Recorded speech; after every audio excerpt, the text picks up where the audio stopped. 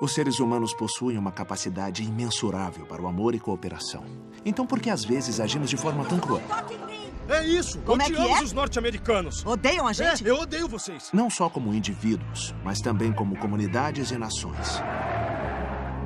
O ódio leva ao desrespeito, injustiça social, violência, guerra e até mesmo ao genocídio e ao assassinato em massa. Mas de onde vem esse impulso? Os investigadores dizem que tudo aconteceu em apenas 10 minutos de terror. Qual seria a origem do ódio humano, a origem da desumanização? Manda eles de volta pro lixo de onde vieram. Manda eles voltarem num camelo. Por que os humanos são capazes de odiar? Por que temos essa emoção? Desculpa aqui, eu tô no meu direito, valeu? Sai fora você! Sai fora você, cara! O que é mais chocante é a velocidade com que se pode fazer brotar esse tipo de comportamento em pessoas comuns. Olha, eu não sou fascista, eu não sou, cara! Ele é o meu presidente, ele é o seu presidente! Quando se cria uma atmosfera de ódio, acaba sendo difícil de reverter. Por que nos odeia? Porque são mexicanos. Porque somos mexicanos? Sim. Não, calma, não! Com certeza o ódio pode existir entre indivíduos, mas essas forças psicológicas acabam amplificando os conflitos entre grupos. Nós temos percebido que a propaganda tem sido usada efetivamente aqui como um caminho para o genocídio. Essa propaganda mata. Houve um tempo em que a gente achava que o papel da mídia seria como um propagador neutro de fatos. Mas isso mudou. A mídia se tornou um instrumento facilitador para que as pessoas se comportem de forma desumana, propagando o ódio. Defino o terrorismo como deixar eles com medo para que pensem duas vezes. Na verdade, eles disseram que os seus crimes estão entre os mais terríveis que qualquer um possa ter cometido. Foram uma afronta a toda a humanidade. Você pode ter uma compreensão das evidências, dos fatos, mas sempre existe um fator humano do porquê fizeram isso. Como eles puderam fazer isso?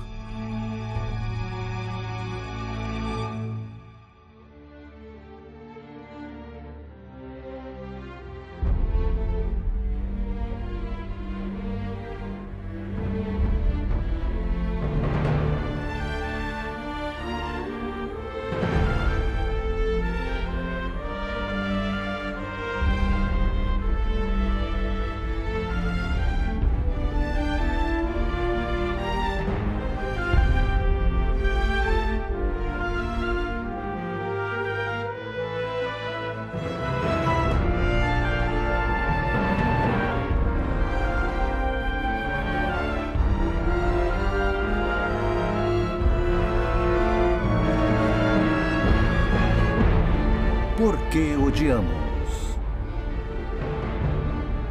A origem. Tudo certo. Estamos prontos. Vamos então? Pronto? Sim, vamos lá. Beleza, eu tô pronto. Bom trabalho, pessoal. Entender a origem do ódio, na minha opinião, começa com a compreensão da evolução da nossa espécie. Por que os humanos odeiam? De onde vem essa emoção? Tira a mão de mim, cara! Me solta, sai pra lá! Quando o ódio surgiu? Será que é alguma coisa própria da nossa espécie? Talvez ele exista em outras espécies também. Para mim, como alguém interessado na evolução humana, eu tenho que começar exatamente aí. Será que a forma como evoluímos foi o que nos levou a odiar? Começando, tomada 1, Brian.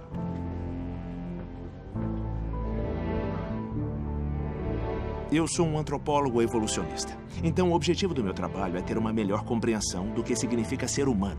E o jeito como fazemos isso é tendo uma compreensão melhor do que não seja humano. E a ideia é, se conseguirmos entender o que não faz parte da humanidade, poderemos identificar que parte nossa só é realmente encontrada na nossa espécie. Eu sempre fui fascinado pelos animais, porque eu tive um cachorro quando criança, que era o meu melhor amigo. E era impossível, como qualquer um que tenha cachorro, não imaginar como o meu cachorro pensava. Legal, Congo, cadê? Legal, você pegou, muito bem. Muito bem, legal. Será que ele pensava como eu ou pensava de um jeito diferente? Muito bem, foi moleza pra você, né? Foi a maior moleza. Será que ele me amava do jeito que eu o amava? Era óbvio que eu achava que sim, mas não seria interessante saber com certeza? E quando eu entrei na escola, eu descobri que tinha gente que fazia isso para viver, tentar entender como os animais pensam em comparação com os humanos. Então, como consequência, eu passei bastante tempo estudando outras espécies, mas principalmente os nossos parentes animais mais próximos, os chimpanzés e os bonobos. Vem cá, isso. Vem cá. Vem cá. Os chimpanzés e os bonobos, na verdade, são geneticamente mais próximos de nós do que são dos gorilas. Na verdade, geneticamente, eles são 99% humanos.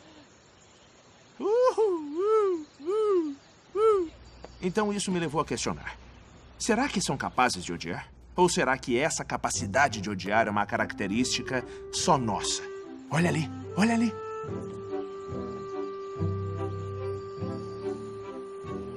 Os bonobos e os chimpanzés são fascinantes, porque são bastante similares.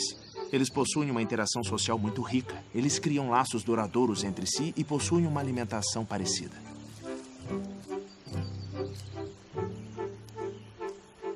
O que torna as duas espécies tão interessantes para estudar é no que elas diferem e como essas diferenças são fundamentais para que possamos compreender a nossa espécie.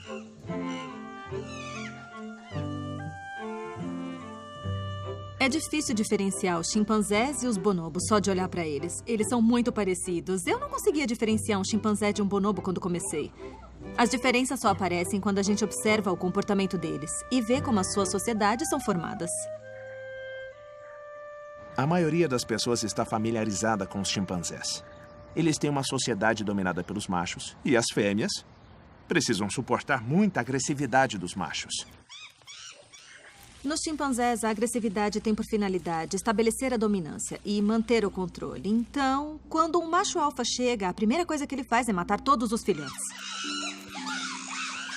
Com os bonobos, não é assim. As fêmeas dominam a sociedade e os filhotes e bebês quase nunca são agredidos. Então temos que pensar como eles se tornaram tão diferentes. Nós achamos que os chimpanzés e os bonobos se separaram da nossa linhagem 6 milhões de anos atrás. E o que aconteceu é que, como o Rio Congo se delineia como uma espécie de arco pelo continente, os gorilas e os chimpanzés acabaram evoluindo juntos ao norte e os bonobos evoluíram ao sul do Rio Congo. E essa divisão criada pelo rio levou a diferenças extraordinárias entre as espécies. Os bonobos que vivem ao sul do Rio Congo não habitam um ambiente em que tenham que se preocupar muito com comida. Mas com os chimpanzés, eles têm que competir pelos recursos, o que significa que eles veem outros grupos como competidores. Eles evoluíram com uma tremenda quantidade de hostilidade em relação a outros grupos, devido a essa competitividade. Os bonobos possuem a habilidade de ser mais sociáveis, de ficar juntos e apoiar uns aos outros, porque eles possuem mais recursos. Eles conseguem encontrar alimento com muito mais facilidade do que os chimpanzés. Os chimpanzés podem ser amigáveis, mas quando um grupo de chimpanzés encontra outro grupo de chimpanzés, haverá hostilidade. Eles serão agressivos uns com os outros. E isso ocorre porque estão competindo por recursos.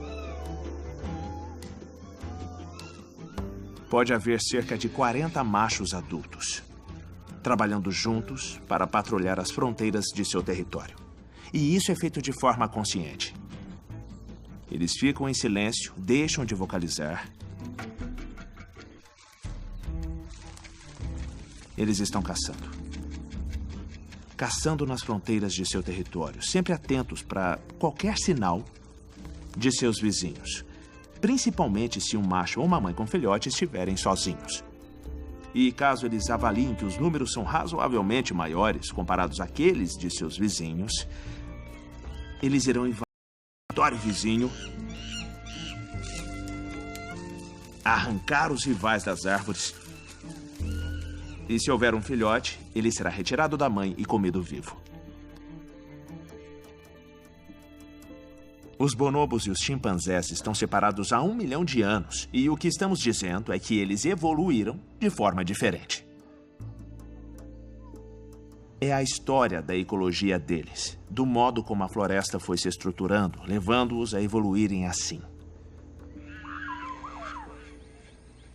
Na terra dos bonobos, como os recursos são mais ricos e abundantes, a agressividade dos machos não é necessária.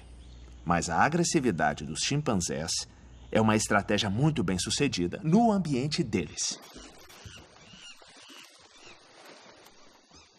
Os chimpanzés são quase um reflexo perfeito da humanidade, porque eles têm um lado maravilhoso. Eu já criei chimpanzés órfãos antes e é impossível encontrar animais mais afetuosos, mais compassivos, empáticos e mais humanos.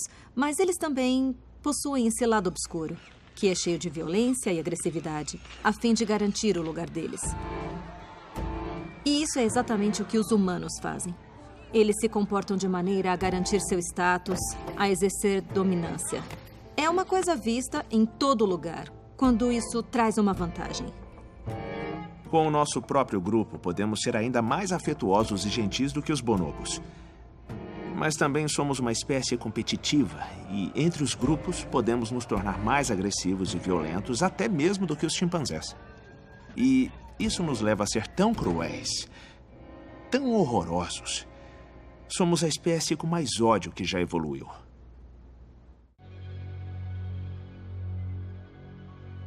Há 50 mil anos atrás, havia outras espécies de humanos. Então, o que aconteceu para sermos os últimos que restaram? Como conseguimos ser a única espécie existente e as outras não? Eles também não possuem cérebros grandes e habilidades culturais e linguísticas? Acho que nos tornamos mais amigáveis, que éramos a única espécie que realmente conseguiu trabalhar bem dentro de nossos próprios grupos. Mas também conseguimos desenvolver a capacidade de sermos tremendamente hostis e cruéis em algumas situações. Às vezes, a sociedade chega a recompensar um comportamento agressivo e de ódio como o bullying. Esse vídeo chocante feito 2 semanas atrás e postado nas redes sociais mostra Jordan Paisner, de 14 anos, sendo espancado por um garoto de 15 anos. Ele teve seu crânio fraturado e o tímpano rompido. Toma essa! Eu te odeio! Vai fugir, é? Volta Me aqui! perguntam muito se as pessoas são predispostas ao bullying. Me deixa! O bullying ocorre em todo o contexto que já foi estudado. Para! Seu Volta aqui! Então ele acontece em todo mundo. E o que chama a atenção é que os níveis de prevalência são similares. Cerca de 30% dos jovens sofrem bullying ocasionalmente e de 7 a 10% de jovens sofrem bullying severo todos os dias. Toma, seu trouxa! Isso sugere que talvez seja algo inerente ao nosso passado evolucionário. Até bem pouco tempo, o bullying era visto como um rito de passagem. Algo que os jovens tinham que enfrentar para se tornarem mais fortes. E o motivo pelo qual mudamos essa perspectiva é que os jovens estão se suicidando por causa disso.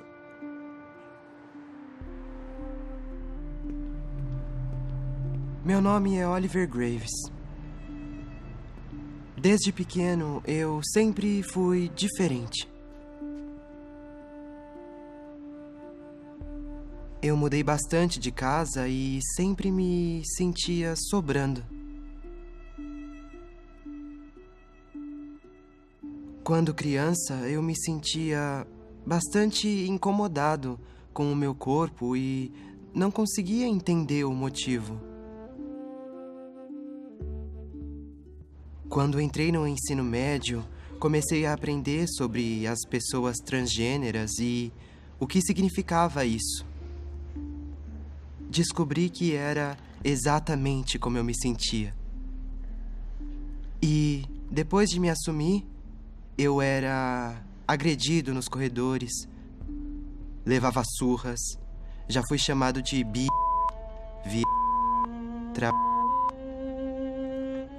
Daria para escrever um livro com todas as palavras com que fui xingado.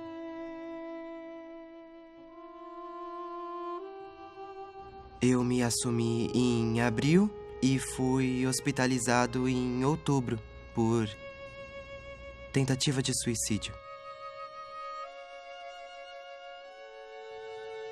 Foi bem difícil no ensino médio porque o pessoal popular, que era quem mais fazia bullying, estava no topo da cadeia alimentar e, por isso, basicamente mandava na escola. Costuma-se pensar que os jovens que praticam bullying de modo geral são marginalizados e mais impulsivos que os outros. Mas a maioria dos jovens que pratica bullying não é assim. Na verdade, os jovens que praticam bullying com mais agressividade são os mais populares do grupo. E a impunidade leva esses jovens a abusar do seu poder e eles contam com o apoio dos colegas nesse comportamento que torna o bullying tremendamente difícil de se combater. Eu comecei a sofrer bullying no ensino fundamental, porque eu me mudei bastante de estado para estado, desde o Texas até o Tennessee. E tudo começou porque eu era diferente. Bom, eu tinha uma aparência diferente dos outros. Como a minha mãe e meu pai não se envolviam muito na minha vida, eu tinha que me virar sozinha. Então eu não sabia pentear o cabelo ou fazer outras coisas que as garotas pareciam saber.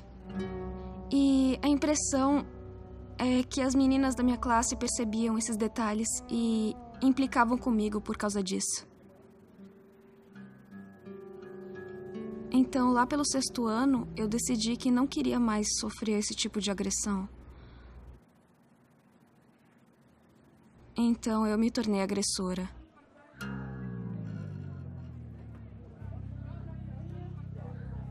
Eu nunca vou me esquecer do que eu já aprontei na escola.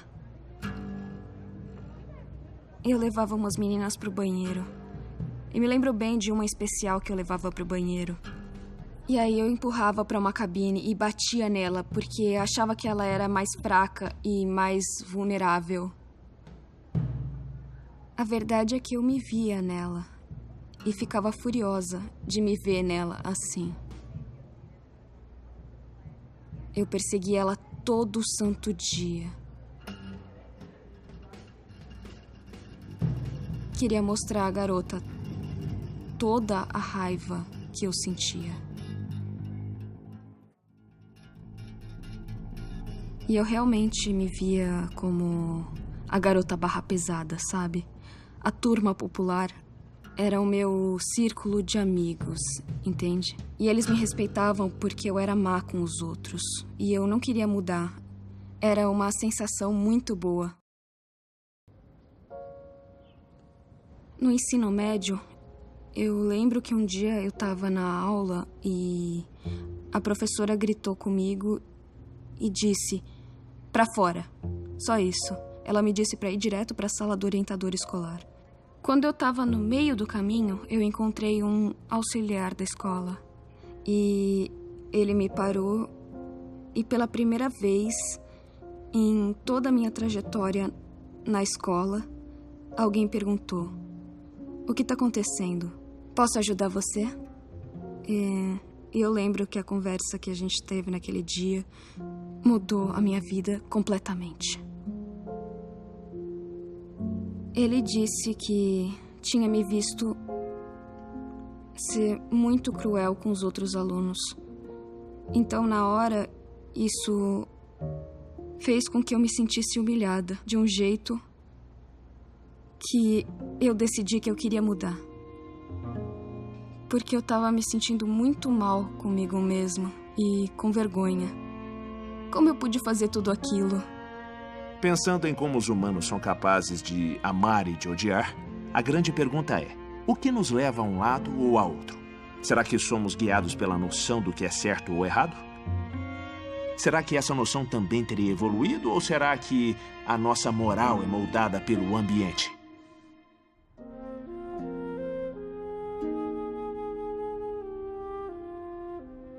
Ao pensar sobre a origem do ódio, não tem como deixar a infância de lado. Como pais, nós fazemos todo o possível para que os nossos filhos façam o que é certo, não o que é errado. Quando pensamos sobre o bem contra o mal, o certo e o errado, será que somos moldados pelo ambiente para sermos bons ou maus? Ou será que o ódio já está presente no início do desenvolvimento, independente da nossa criação? Uma dúvida que todos têm é sobre o instinto versus a criação. Até que ponto somos moldados pelo instinto, seja como indivíduos ou membros de uma espécie? E até onde o ambiente pode influenciar? Será que os bebês possuem uma noção de certo e errado, uma noção do que é bom ou mal? Legal, aqui estamos nós, no Laboratório de Cognição Infantil, onde fazemos testes com os bebês. No Laboratório de Cognição Infantil, nós estudamos crianças de 3 meses de idade até 4 ou 5 anos de idade. Isso, Noah, você está indo muito bem. Meu trabalho trata de qual parte da nossa Constituição seria considerada como inerente da nossa natureza humana, mesmo numa idade tenra. Então, nesses experimentos, nós mostramos aos bebês tipos diferentes de interações num teatrinho e vemos que sentido isso faz para eles. Subindo a cortina.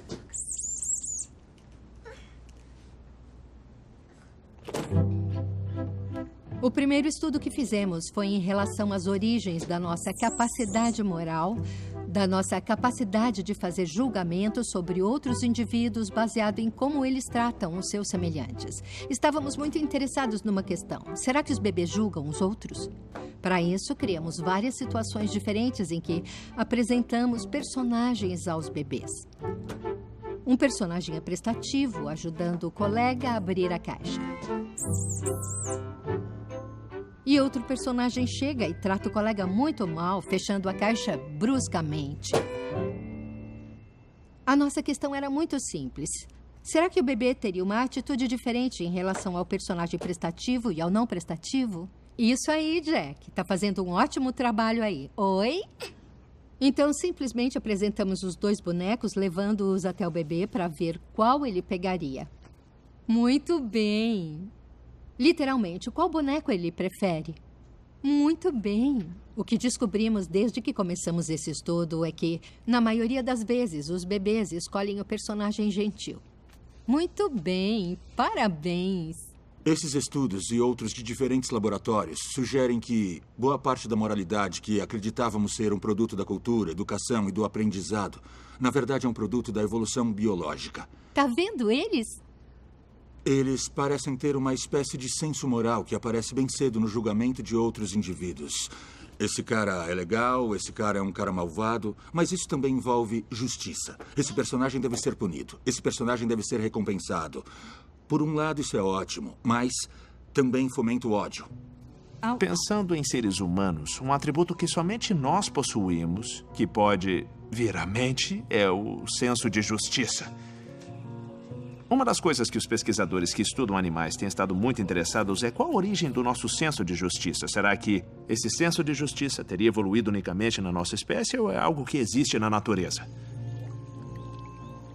Não temos certeza se os animais possuem senso de justiça. Alguns cientistas afirmam que eles têm algumas situações. É uma área do conhecimento bastante controversa e debatida. Mas o professor Franz de Waal, da Universidade Emory, passou décadas estudando animais e como eles pensam. Na verdade, ele foi um dos meus mentores. E ele fez um experimento brilhante com macacos prego. Uma espécie bem distante da gente na ordem dos primatas e que parecem ter um senso de justiça. No experimento, os macacos prego tentam solucionar um problema e, se conseguem, são recompensados. A recompensa é algum alimento. Uma coisa que eles gostam. Eles adoram frutas e, por isso, depois que o macaco prego Bob e a macaco prego Sally resolvem um problema, eles recebem a mesma coisa, uvas. Mas nesse experimento, com a mesma tarefa e resolvendo o mesmo problema, a Sally passa a receber pepino, que é uma coisa de que eles não gostam tanto quanto uva.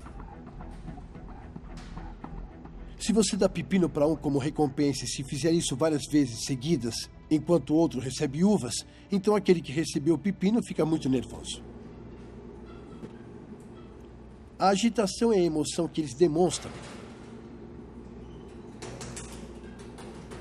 São aquelas que nós humanos, nós chamamos de inveja ou de ciúmes. O senso de justiça aparece aí, na comparação de um com o outro. Mas o senso de justiça nos humanos é universal. As testemunhas disseram que essa briga que aconteceu em Houston no fim de semana começou num cruzamento. Ele exerce um papel crucial em quase todas as nossas interações sociais, seja em casa, no trabalho ou até mesmo na estrada. E essa surra de um motorista perto de Tampa no mês passado só parou quando a esposa dele sacou uma arma. Quando sentimos que fomos tratados injustamente, também nos sentimos perseguidos, ameaçados. E isso realmente pode liberar o lado mais sombrio da nossa natureza.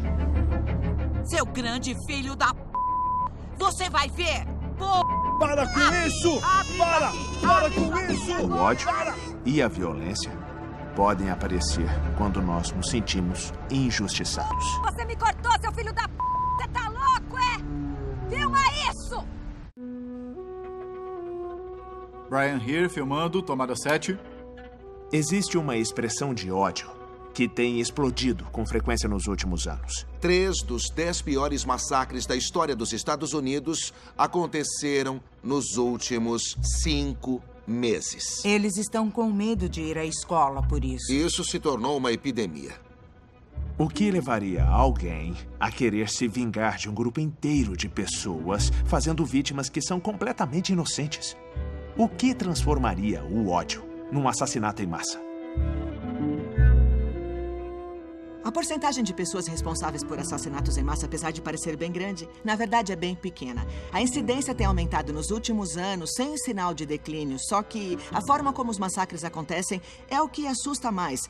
Outros homicídios por armas de fogo frequentemente ocorrem no contexto de violência entre gangues, perpetração de crimes, violência doméstica, e são mais fáceis da gente se distanciar e pensar: eu não frequento esse tipo de lugar, eu não vivo nesse tipo de ambiente, eu não participo dessas atividades, então não vai acontecer comigo.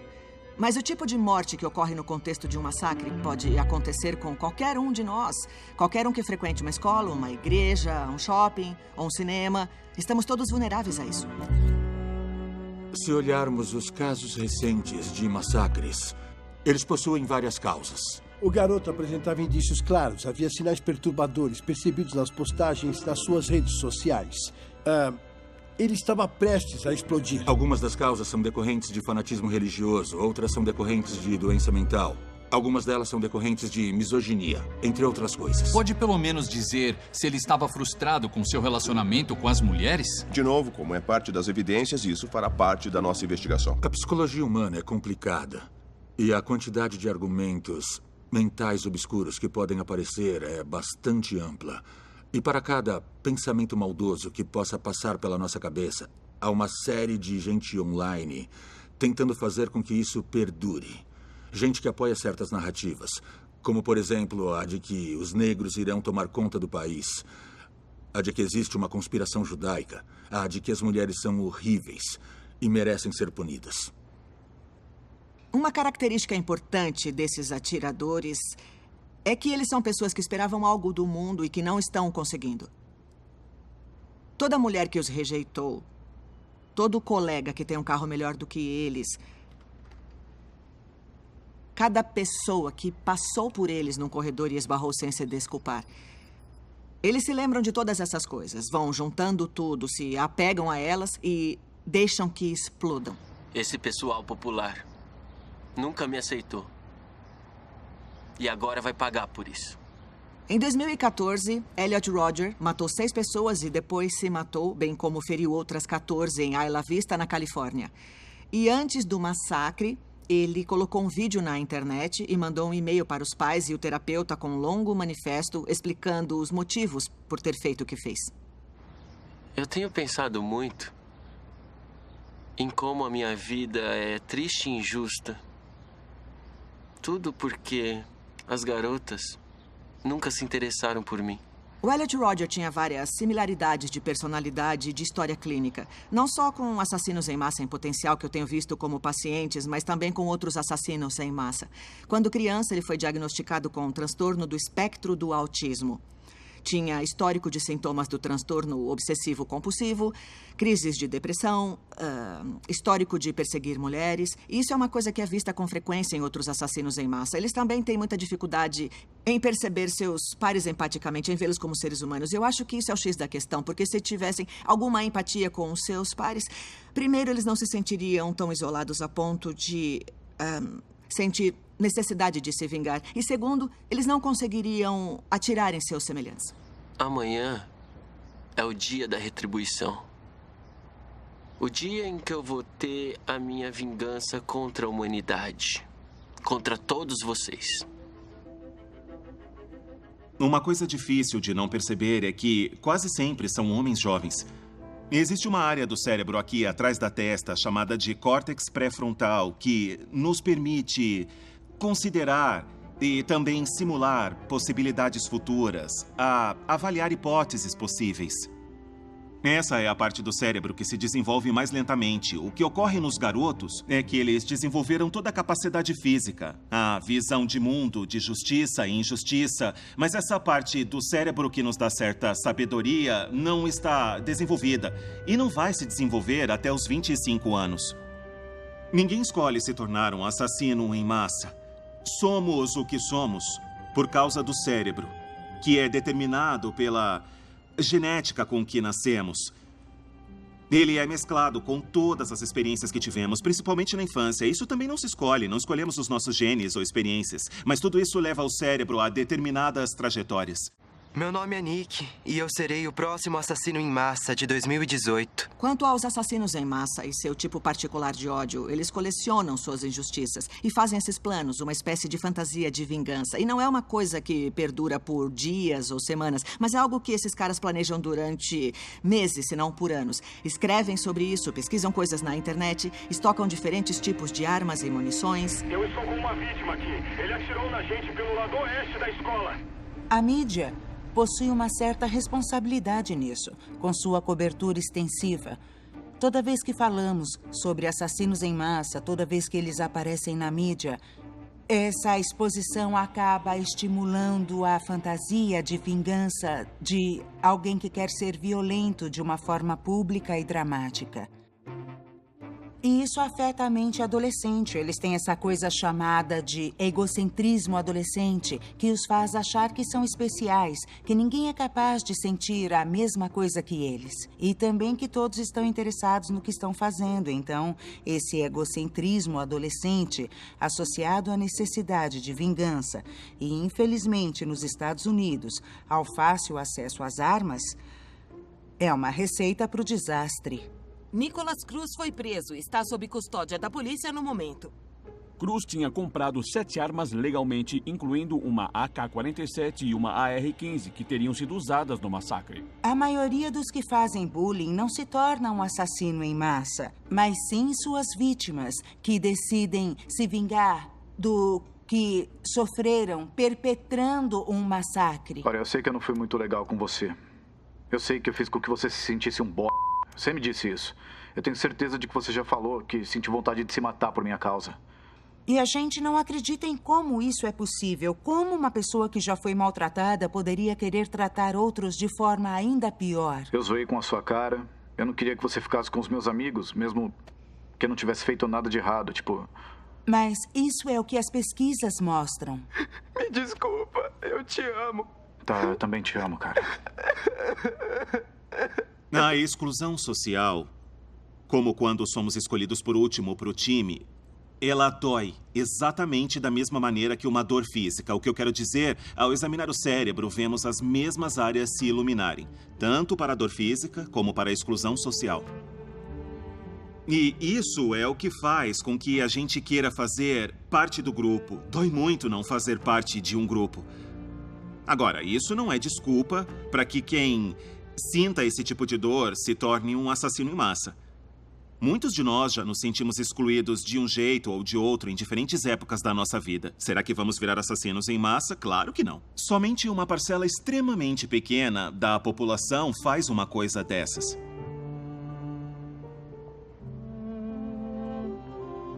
Acho difícil pensar se as pessoas nascem boas ou más, porque eu acho que as pessoas nascem como são. Grande parte da nossa personalidade possui um componente genético importante e é pré-determinada. Mas não significa que não possa ser modificada mais tarde na vida, dependendo do ambiente em que essas pessoas são colocadas.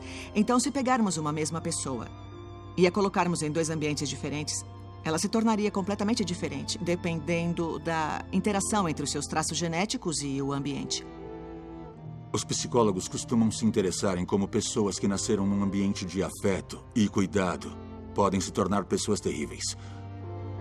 Mas o que eu realmente gostaria de saber é como que alguém que tenha sido criado no pior dos ambientes, cercado de ódio e crueldade, pode se tornar uma ótima pessoa, conseguindo transcender o mundo em que se encontra.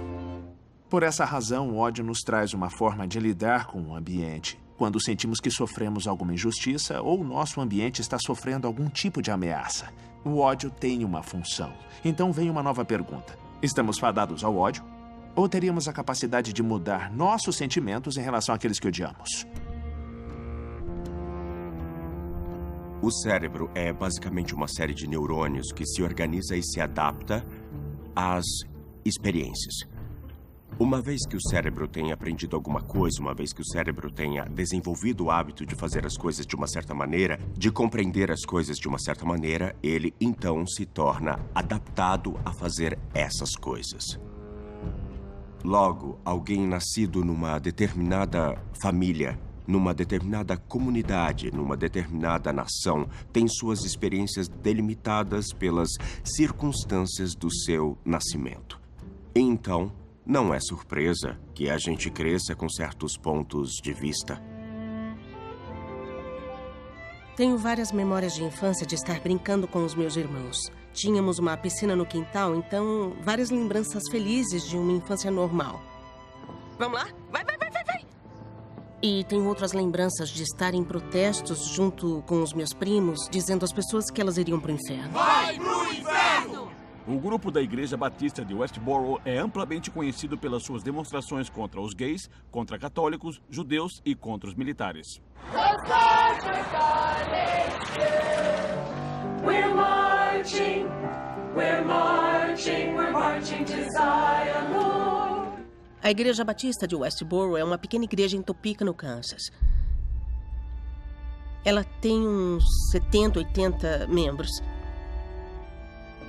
Se constituem quase totalmente de parentes meus, próximos e distantes. A Westboro foi fundada pelo meu avô em 1955, mas só começamos a chamar a atenção nacional e internacional em 1991, quando começamos a protestar todos os dias contra os gays em todo o país, e depois contra qualquer um que se opusesse a nós, que tivesse uma crença diferente da nossa.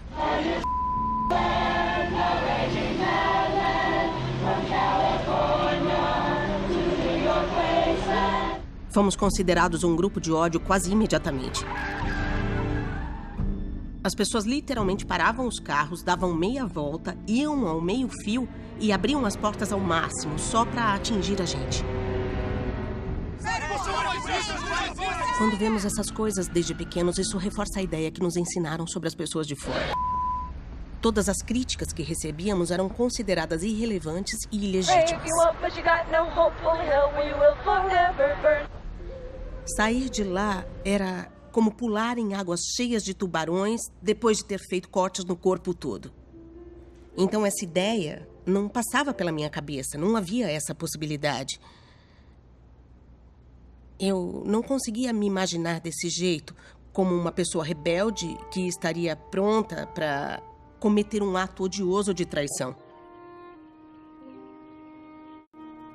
Megan Phelps Roper, a neta do pastor da Igreja Batista de Westboro, Fred Phelps, saiu da igreja. Ela está se desculpando com todas as pessoas feridas pela Westboro e por tudo que a igreja já fez. Numa postagem de seu blog, Phelps Roper explicou que ela e sua irmã de 19 anos, Grace, de repente mudaram sua maneira de pensar. A nossa igreja era minúscula, mas o que faltava em tamanho compensávamos com a força de nossas crenças. Cresci acreditando que estava em grande perigo devido ao fato de que o mundo e seus habitantes eram cheios de maldade e que iriam me afastar da verdade a menos que mantivesse vigilância constante. Essa foi a história que me contaram e em que acreditei nos primeiros 26 anos da minha vida. Tem gente que acha que é uma escolha ficar ali. Eu entendo esse ponto de vista, mas também posso dizer que com certeza não me parecia ser uma escolha.